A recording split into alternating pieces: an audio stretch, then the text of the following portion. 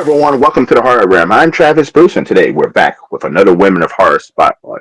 Today I have with us, she's a director. She has a series out that's called the Skinwalker series, a three-part series. I have with us Sabrina Amadeo. Sabrina, welcome to the Horror Realm. Thank you. So Appreciate it. Sabrina, tell us. Yeah, no problem, no problem. Listen, I love supporting women of horror. So that's one thing that we love doing here. Now, tell my audience a little bit about the Skinwalker series. I love that title. Oh, okay. Well, the Skinwalker series was basically brought upon with the legend of the Skinwalker from Native American history. So what I did was I wrote Native American, which is actually the middle sequence of the screenplay and the horror.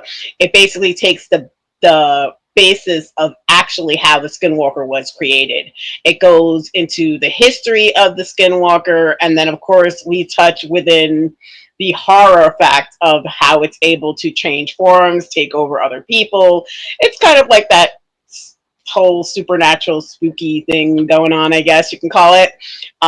It's not a lot of gore, but I mean there is blood because it's horror. But yeah, it's more of a supernatural thriller, and it kind of falls into where Native American was written first. Then I went back to do Rise of the Witch, and then at some point number three would be done too, and then it'll have its three-part series. Now, did you intend on this being a three-part series, or was it something you finished the first part and you were like, "Oh, there's more to the story that I want to tell"? Yeah. When I first wrote the first one, it wasn't supposed to be a three-part, but what ended up happening was I liked how it flowed so well, and then I was like, you know what? I could probably make a beginning part to this and actually explain another part of Skinwalker. So I went ahead and I started playing around, and I was like, I think I'm going to do this way, and then I'm like, how are we going to create it? And I was like, you know what? I'm going to Rise the Witch. So then I was like, you know what? That's great. I'm going to just call it Rise of the Witch. And then the third one is in the works where it has the basis of it. I just got to have it written, put it together. Now, is it tough to write a series? I mean, is it tough to, yeah, is it tough to write a series? Because, like, so you finished the first one. Hmm. Now, did you, when you finished the first one, you decided to make this a series? Did you already have a end all be all ending in mind, or was that something you had to work your way to? And did that also change over time? Well, it kind of did. I had a very interesting experience because I already filmed Skinwalker Native American before, but it got stolen by the cast and the crew. So what I ended up having to do is I'm going to reshoot it, and then from the reshoot is how the first one came about. Because I was re-looking at it, and I'm like, you know what? I'm going to make it bigger and better. So that's when I decided to turn around and put it into a three-part series. And I went and I wrote the first one. And with the first one, I'm looking at it, I'm like, I can tie this basically all together and make it perfect to where it became a three-part series. So it kind of poured out itself. So I went with it. That's normally how I do when I'm writing. It's for some reason when my pen hits the paper, and a lot of people don't do it that way anymore, where they start out where it's handwritten and then they could like they can take they continue taking the concept. But I prefer it that way. Like I guess I'm a classicer person that way. Now, one thing I hate about series, Sabrina, and we were talking about a little bit in the pre-interview, like Star Wars. Like, I Yes. hate when filmmakers put big gaps in between releasing each edition of the series, because what Yeah. happens is, as an audience, you kind of lose interest if Mm-hmm. you release it if you wait too long. But if you release it too soon, that's an issue too. So, like, is it harder for you to find that sweet spot when to release each edition? Well, what I'm doing is I'm shooting both Rise of the Witch and Native American together at the same, like it's within what, a week of each other. We're changing locations, and what I want to do is while we're shooting one, go through the dailies, send it out to the editor, and get it out. I would like to try to get it out within a year of each, so that way it's in fresh in everybody's mind, but still. long enough to give them that period where they're like, I wonder what she's going to come up with next. That's how I feel like is the best way to keep it fresh, but at the same time, give them that little bit to where they're like, hey, it's been a year. I wonder when, it's going to be out. So, yeah. Now, from the first, so you told me that you filmed the original, and then the cast and crew stole it. Hmm. What are some things that you learned from that experience? I mean, filming and making that to the new one, because you say the new version is going to be bigger and better. So Yeah. what are some things that you came or what's one thing you were like, you know what, I did that well. I want to take that over to the next project. And what's like one thing, some things that you were like, you know what, holy shit, that was awful. I would never do that again. Besides, Um, like the cast and well, crew, hold it, yeah. yeah, I would tell you one thing I've learned is to make sure you do not have a actress who wants to be a first AD. That does not work, especially if she has a good amount of role. Um, and if you feel something's wrong in your gut, follow it. Because I will tell you, positive, I mean, I had some crew members that did an amazing job, and I will never take that from the crew because crew works really, really hard.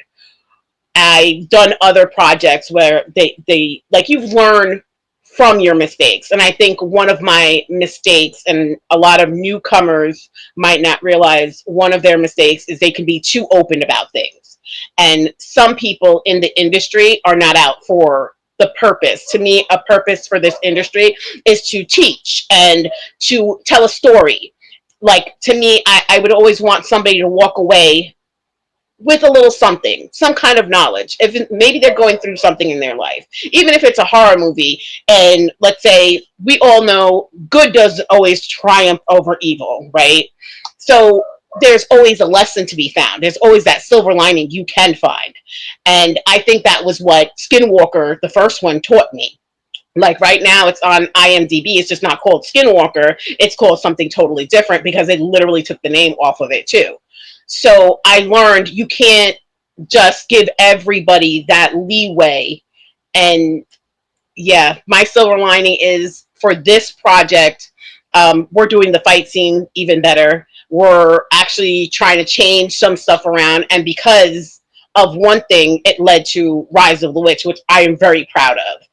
Today we were doing auditions for the crew and like cast, and we were doing the interviews and everything, and I sent it to another writer that I want to work on a different project with, and he was like, wow, this is really good.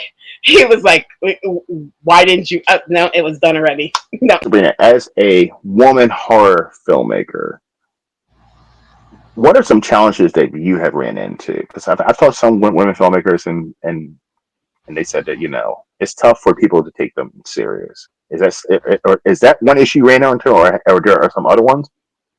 um I'm going to tell you, yeah, I believe it is hard for us to be taken serious. A lot of people, for some reason, they don't like to listen. Like that was one of my issues with my last crew and cast. They did not want to listen. Like if I told them no, I don't want to do that shot, they did it without me. They didn't even listen. It was part of my screenplay, but if I had to cut it because my lead actress walked off, they didn't listen. They thought they knew better, and I think that's one of the problems. I don't know why it exists, but I would say that that's one of the issues that we tend to have, even as a female director. Period. I don't know what it is, but it tends to just drive that way. Because I've heard from female directors that a lot of issues are actually with other females, not men. Yeah, yeah. I'm going to agree with that. Um, I tend to try to hire what's best for the position. Now, I know for some reason, and hey, listen, as a female, I can tell you, sometimes I guess it's a catty thing. I don't know what it is, honestly, but it falls in line with a lot of people. Just I don't know. They don't want to. They feel like they know better or they can do it better. and to me on set, you're not supposed to look for who can do it better, who has the better idea. It's about you working together to basically get a certain place. So yeah, normally I do tend to like, well, like, all right, I don't want to fight with somebody else, right? I don't want the drama of it all.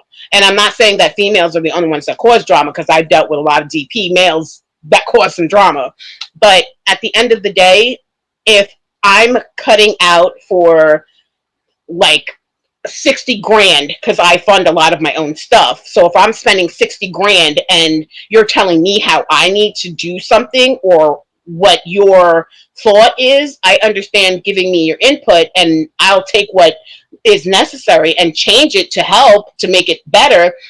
But if you're just doing it to do it, then to me, you're causing drama, and I don't need the drama. And I think that's a lot of issues that we tend to have, and like moving and grouping wise. Because I don't. And listen, I have nothing but respect for filmmakers. You guys, I've been on a couple of film sets. People close to me who are filmmakers, and I have nothing but respect. But I wouldn't want that headache for I wouldn't want that headache ever, because you have to deal with so many different personalities, and each Yes. set you're dealing with a whole new group of personalities. I mean, Yes, unless you want these yes. filmmakers that they use the same actors and actresses for every movie, but like most filmmakers don't. They cast differently, so you never know what the fuck you're getting with each role, Hmm. and now you got to get all of these different personalities to work together and also work with you. Yep. Yeah. I will tell you what that does teach you. Now, I also manage, well, now I'm still a part of AMC. I manage at a movie theater. Because I can direct at a production company, it helps me be a better manager, because it's all about whether or not you can connect with that person, right? And as kids come in, they're very much a one sided view, or they can't get something figured out, right? So I'm going to help that kid, but I have to be able to deal with a 16-year-old and be able to deal with a 70-year-old. So I got used to that because of production. Being on my first ever production, and I did theater production too, but being at my first ever production, it helped me figure out, okay, I know you have to mess with all personalities.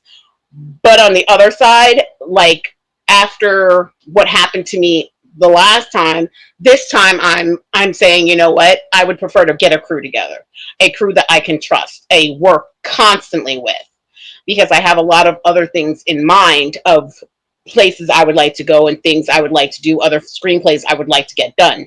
So honestly, I think it's better when you have a niche and a family environment with your crew.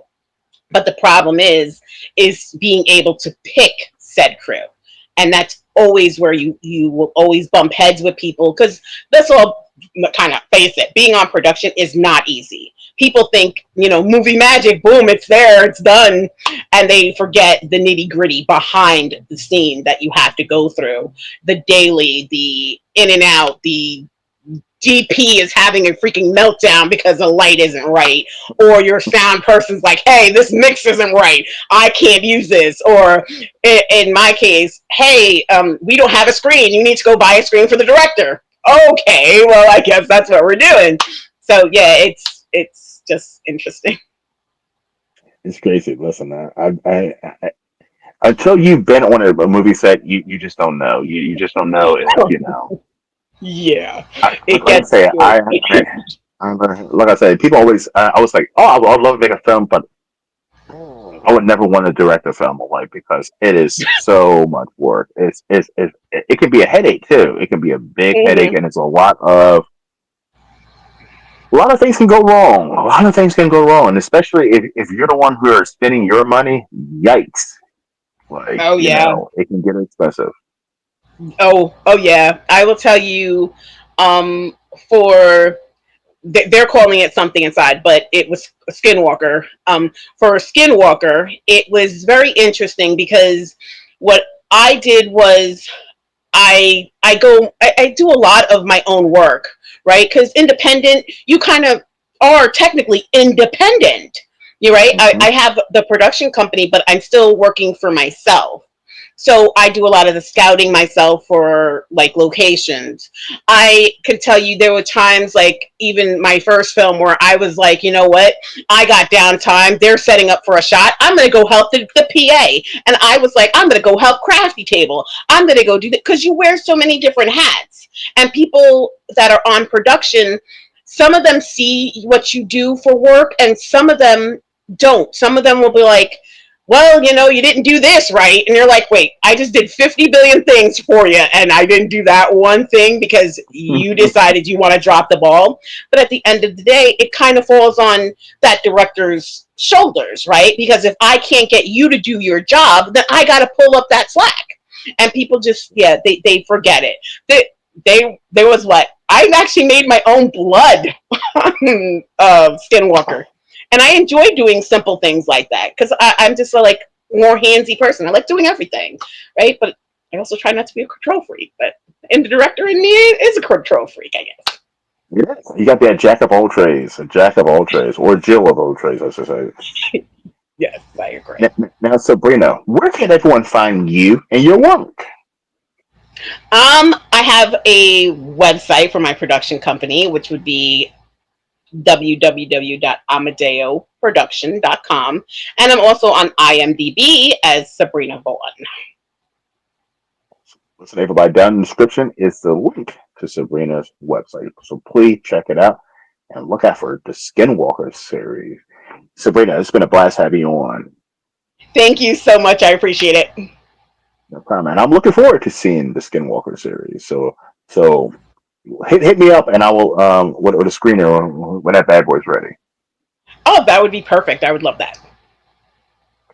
Listen, everybody, thank you for coming to the Horror Room. I'm Travis Bruce, and that's my homegirl Sabrina Amadeo. We'll see you next time. Take care.